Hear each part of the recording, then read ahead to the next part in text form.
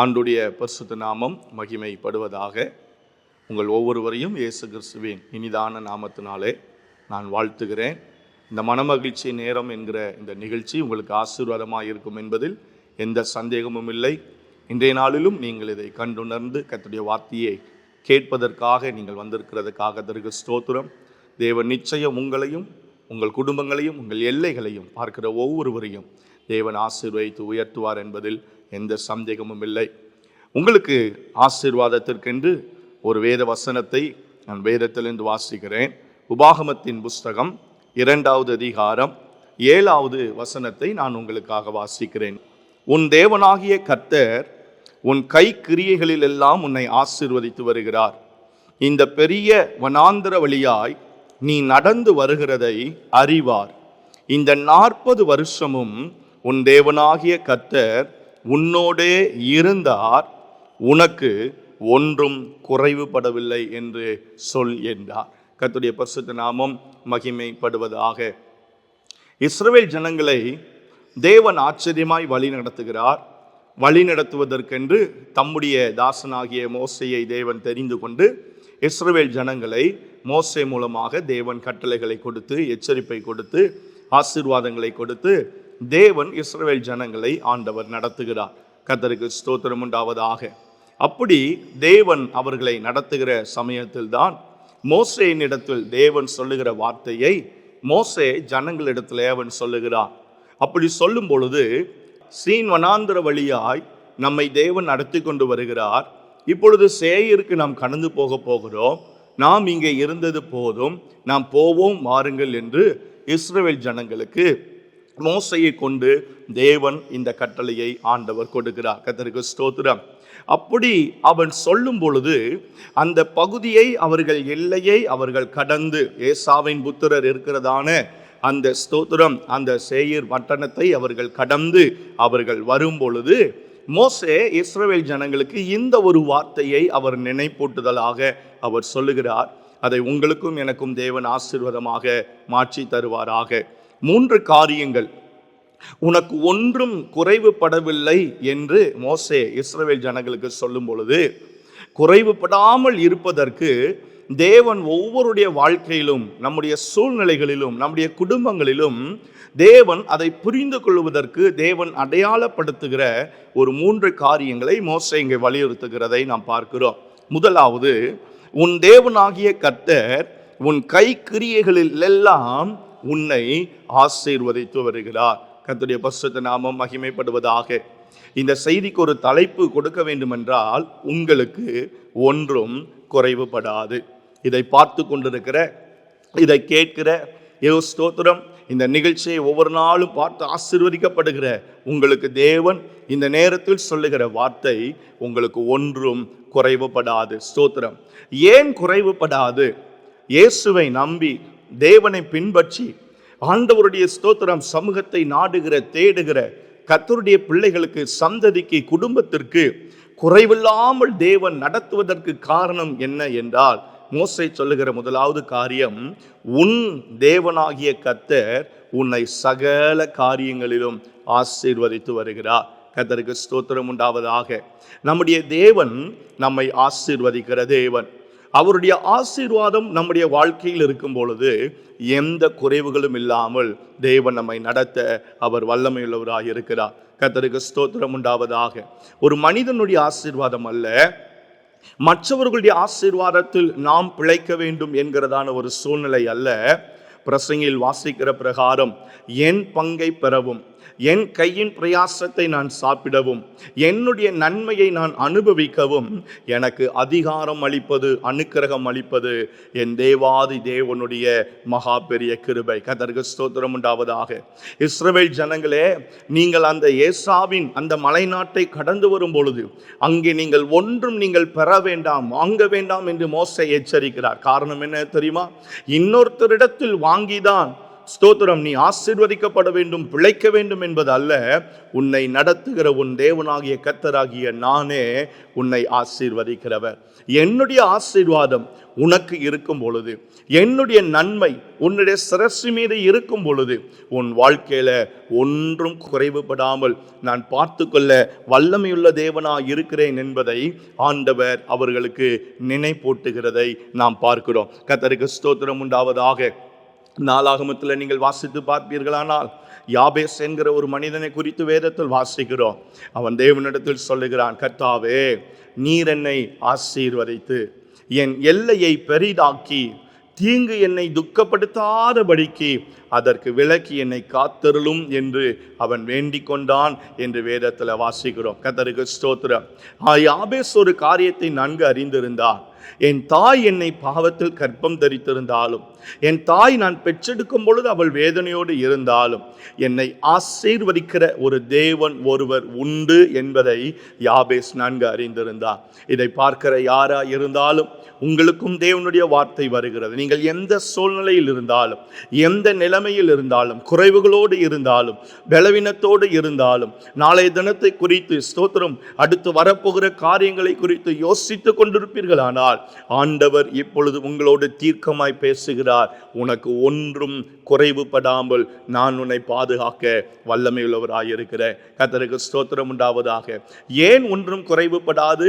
உன் தேவனாகிய கர்த்தர் உன்னுடைய கை கிரியைகளில் எல்லாம் உன்னை ஆசீர்வதிக்கிற தேவனாக இருக்கிறார். ஆபிரகாமை குறித்து ஆதியாகமத்தில் வாசிக்கும் பொழுது, தேவன் ஆபிரகாமை அழைக்கும் பொழுது அவன் சிற்பங்களை வடிவமைத்து கொண்டிருக்கிற ஒரு வேலையை செய்து கொண்டிருந்தான்.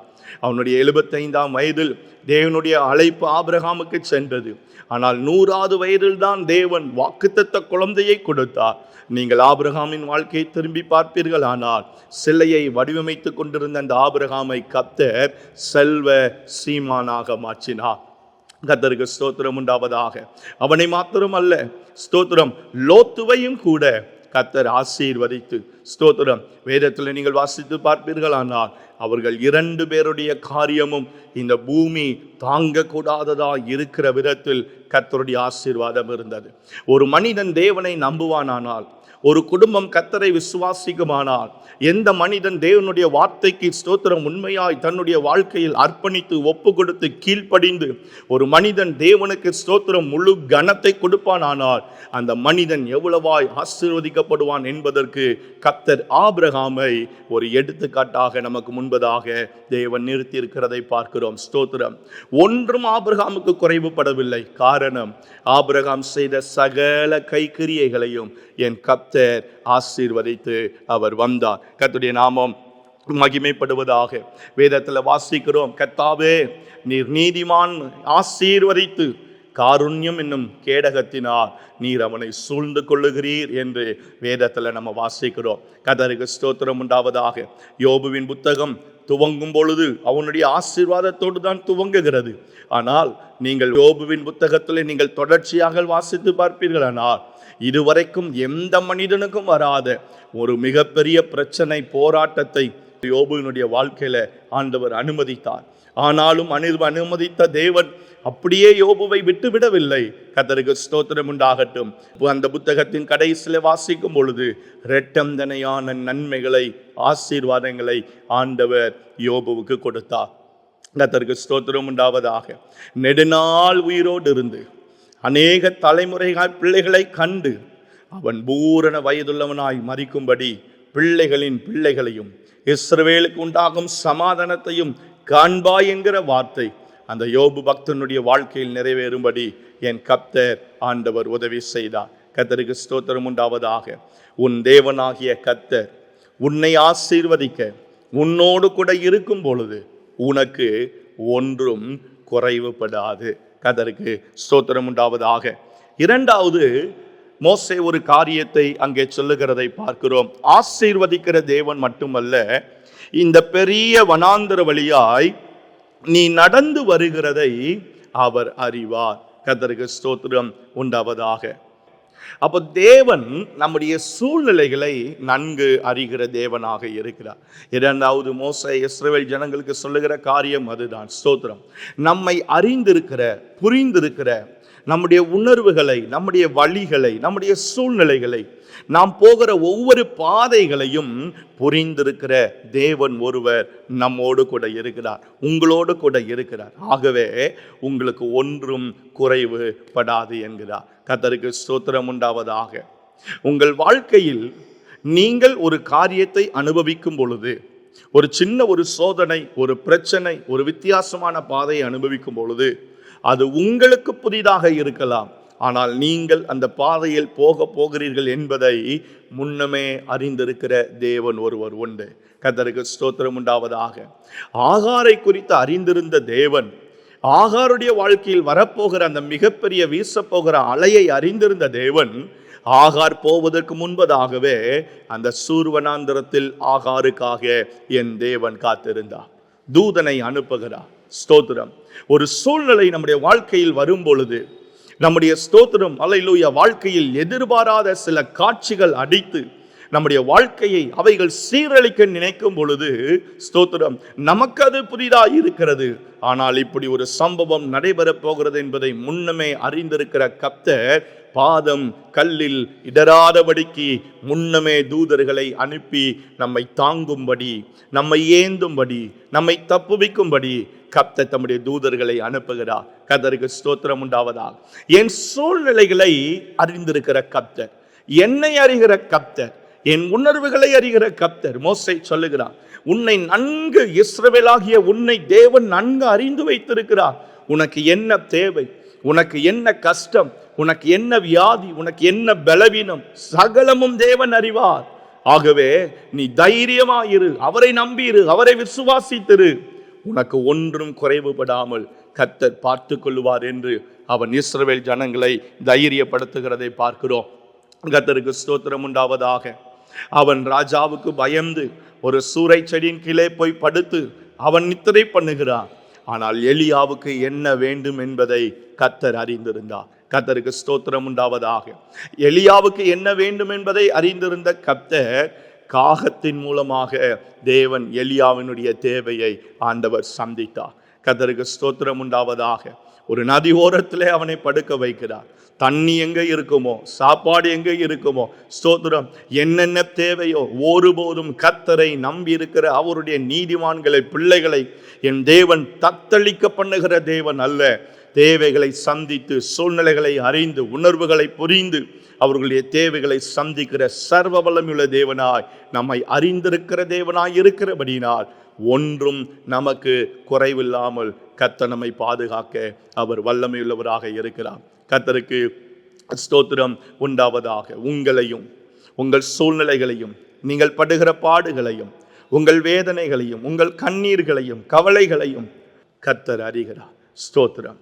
நாம் ஜெபிக்க போகும் பொழுதே, நாம் தேவ சமூகத்தில் நாம் ஸ்தோத்திரம் வேதத்தோடு போய் நாம் இருக்கும் பொழுதே நமக்கு என்ன வேண்டும் என்பதை அறிந்திருக்கிற கர்த்தர். கர்த்தருக்கு ஸ்தோத்திரம் உண்டாவதாக. நமக்கு இன்னது தேவை என்பதை அறிந்திருக்கிற பரமபிதா என்று சுவிசேஷங்களில் நம்ம வாசிக்கிறோம். அருமையான தேவ பிள்ளைகளே, உங்களை குறித்து எல்லாவற்றையும் அறிந்திருக்கிறார். உங்களை குறித்து சகலமும் கர்த்தருக்கு தெரியும். நீங்கள் எக்ஸ்பிளைன் பண்ண வேண்டிய அவசியம் இல்லை. நான் இன்னார், என்னுடைய பேர் இது, என்னுடைய ஜாதி, என்னுடைய மதம், என்னுடைய குலம், என்னுடைய கோத்திரம், இதுதான் ஆண்டவரே சொல்ல வேண்டிய அவசியம் இல்லை. அப்பா என்று கூப்பிட்டாலே என்னை குறித்த சகல டீட்டெயிலும் என் தேவனுக்கு தெரியும். நேரங்கள் வரும்போது, காலங்கள் வரும்பொழுது தேவன் நம்முடைய சகல சூழ்நிலைகளின் காரியங்களையும் ஆண்டவர் வெற்றியாய் ஜெயமாய் மாற பண்ணுவார். கர்த்தருக்கு ஸ்தோத்திரம் உண்டாவதாக. மூன்றாவது, அங்கே மோசே அவன் சொல்லுகிற ஒரு வார்த்தை, இந்த 40 வருஷமும் உன் தேவனாகிய கர்த்தர் உன்னோடு கூடவே இருந்தார். கர்த்தருக்கு ஸ்தோத்திரம். அவர் இருக்கிறவர், வரப்போகிறவர், இருக்க போகிறவர், இருந்தவர். கர்த்தருக்கு ஸ்தோத்திரம் உண்டாவதாக. மத்தேயுல வாசிக்கிறோம், இம்மானுவேல் என்பதற்கு தேவன் நம்மோடு கூட இருக்கிறவர் என்று அர்த்தம். ஸ்தோத்திரம். இருக்கிறவராகவே இருக்கிற தேவன் என்னோடு, என் குடும்பத்தோடு இருப்பாரானால் எனக்கு ஒன்றும் குறைவில்லாமல் என் கர்த்தர் பார்த்துக்கொள்ள அவர் போதுமானவராக இருக்கிறவர். கர்த்தருக்கு ஸ்தோத்திரம். யார் இருக்கிறாங்களோ இல்லையோ, யார் நம்மை தேடுகிறார்களோ தேடலையோ, யார் நம்மளை விசாரிக்கிறாங்களோ விசாரிக்காம போகலையோ, அவர் உங்களை விசாரிக்கிறவராக இருக்கிறபடினால் உங்கள் கவலைகளை அவர் மேல் வைத்து விடுங்கள். கர்த்தர் மேல் உன் பாரத்தை வைத்து விடு. அவர் உன்னை ஆதரிப்பார். நீதிமானை ஒருபோதும் அவர் தள்ளாட விட்டார் என்று வேதத்தில் வாசிக்கிறோம். கர்த்தருக்கு ஸ்தோத்திரம். நம்மோடு இருக்கிறார், உங்களோடு இருக்கிறார், உங்கள் குடும்பத்தோடு இருக்கிறார். அவர் உங்களோடு கூட இருக்கும் பொழுது ஒரு குறைவும் உங்களுக்கு வராமல் உங்களை பார்த்துக்கொள்ள அவர் வல்லமையுள்ள தேவனாக இருக்கிறார். மோசையை கொண்டு இஸ்ரவேல் ஜனங்களுக்கு அதை தான் சொல்லுகிறார். அந்த மலை நாட்டை நாம் கடந்து போகிறோம். ஸ்தோத்திரம். அவர்கள் உங்களுக்கு பயப்படுவார்கள். அவர்கள் பயப்படுகிறபடினால் நீங்கள் எல்லாவற்றையும் எடுத்துக்கொள்ள வேண்டும் என்கிற அவசியம் இல்லை. நீங்கள் எச்சரிக்கையாயிருங்கள். ஒன்றும் நீங்கள் என்ன செய்யாதிருங்கள், இலவசமாய் பெறாதிருங்கள். ஏனென்றால் உங்களை நடத்துகிற கர்த்தர் ஒருவர் சர்வ வல்லமையுள்ளவராக இருக்கிறார். இந்த நிகழ்ச்சியை பார்த்து கொண்டிருக்கிற உங்களோடும் என் தேவன் திட்டமாய் பேசுகிறது. நான் உன்னோடு இருக்கிறேன். கடந்த காலத்தில் வந்த சில இழப்புகளை குறித்து யோசித்து கொண்டிருக்கிறீர்கள், பயந்து கொண்டிருக்கிறீர்கள். கடந்த காலத்தில் இழந்த சில காரியங்களை குறித்து கண்ணீரோடு வேதனையோடு, ஸ்தோத்திரம் சகோதரியே சகோதரனே நீ அமர்ந்து கொண்டிருப்பாயானால் கர்த்தர் உன்னோடு திட்டமாய் பேசுகிறார். நான் உன்னோடு கூட இருக்கிறேன். நான் உன்னை பலப்படுத்தி உனக்கு சகாயம் பண்ணுவேன். என் நீதியின் வலதுகரத்தினால் நான் உன்னை தாங்குவேன். நான் உன்னை விட்டு விலகுவதும் இல்லை, உன்னை கைவிடுவதும் இல்லை. கர்த்தருக்கு ஸ்தோத்திரம் உண்டாவதாக. நிச்சயமாகவே இதுவரை ஏற்பட்ட எந்த இழப்புகள் குறைவுகளாய் இருந்தாலும் எல்லா குறைவுகளின் நடுவிலும் இருந்து உங்களை மீட்டு உங்களை விடுதலையாக்கி மீண்டும் உங்களை மலை மேல் இருக்கிற பட்டணத்தை போல என் கர்த்தர் உயர்த்தி ஆசீர்வதிக்க அவர் உண்மையுள்ளவர். கர்த்தர் அதை செய்வார். கண்களை மூடுவோம். நான் உங்களுக்காக ஜெபிக்கிறேன். எங்கள் சர்வ வல்லமையுள்ள தெய்வமே, எங்கள் பரலோக பிதாவே, எங்கள் தேவாதி தேவனே, நாங்கள் உம்மை ஸ்தோத்திரிக்கிறோம். இந்த நல்ல வார்த்தைகளுக்காக நாங்கள் உமக்கு நன்றி செலுத்துகிறோம். ஒன்றும் எங்களுக்கு குறைவில்லாமல் எங்களை பாதுகாக்கிற எங்கள் தேவன் நீர் எங்களோடு கூட இருக்கிறபடினால் உமக்கு ஸ்தோத்திரம். கைக்கிரியைகளை ஆசீர்வதிக்கிறீர். எங்களை நன்கு அறிந்து வைத்திருக்கிறீர். எங்களோடு கூட எங்கள் வாழ்க்கை பிரயாணத்தில் நீர் கூடவே வருகிறீர். இதை பார்க்கிற ஒவ்வொருடைய வாழ்க்கையிலும் கர்த்தர் இந்த நன்மைகளை அப்படியே செய்வீராக. அவர்கள் கையின் கிரியைகள் ஆசீர்வதிக்கப்படட்டும். அவர்கள் சூழ்நிலைகளை அறிந்து கர்த்தர் அவர்கள் தேவைகளை அறிந்து ஆண்டவரே சமயத்தில் ஆண்டவரே அவர்களுடைய காரியங்களை நீர் வாய்க்க பண்ணும்படியா நாங்கள் ஜெபிக்கிறோம். அவர்களோடு இருக்கிறீர் என்பதை ஒவ்வொரு நிமிஷமும் அவர்கள் உணர்ந்து கர்த்தரை துதிப்பதற்கு என் தேவன் ஆண்டவரே நீர் உதவி செய்யும்படியா நாங்கள் ஜெபிக்கிறோம். சகல கிருபையும் ஆண்டவரே சகல மேன்மையும் உம்முடைய பிள்ளைகளுக்கு உண்டாகட்டும் என்று நாங்கள் ஜெபிக்கிறோம். வருத்தத்தோடு வேதனையோடு பாரத்தோடு தேவைகளோடு இதை பார்த்து கொண்டிருக்கிற ஒவ்வொருடைய வாழ்க்கையிலும் என் கர்த்தர் ஒரு புதிய திருப்பத்தை, ஒரு புதிய ஆசீர்வாதத்தை என் தேவனீர் கட்டளையிடுவீராக. உம்முடைய நாமம் மாத்திரம் மகிமைப்படட்டும். இயேசுவின் அற்புதமான நாமத்தில் வேண்டி ஜெபிக்கிறோம் எங்கள் நல்ல பிதாவே. ஆமென், ஆமென். கர்த்தர் உங்களை நிச்சயம் ஆசீர்வதிப்பார். ஆசீர்வாதமாயிருப்பீர்கள். ஆமென்.